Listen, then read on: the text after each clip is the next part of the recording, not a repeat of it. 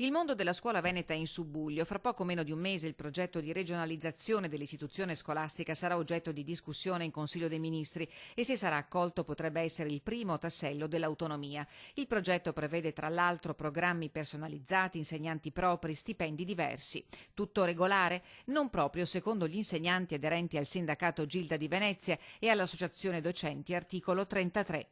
Noi riteniamo che ci sia la possibilità di riorganizzare la scuola dal punto di vista dell'amministrazione e dei servizi specifici per le singole scuole, ma non è possibile, secondo noi, quello che è previsto dal disegno di legge della Regione Veneto della completa regionalizzazione degli insegnanti. C'è un passaggio dallo Stato alla Regione con un sistema di valutazione di natura contrattuale che rischia di mettere in crisi l'autonomia dell'insegnamento e la libertà di insegnamento, denunciano Gilda e articolo 33. Il tema con tutta evidenza è di grande attualità perché avrà i suoi effetti anche sugli studenti. Tutti hanno il diritto ad avere la stessa preparazione, le stesse competenze, le stesse capacità, le stesse conoscenze.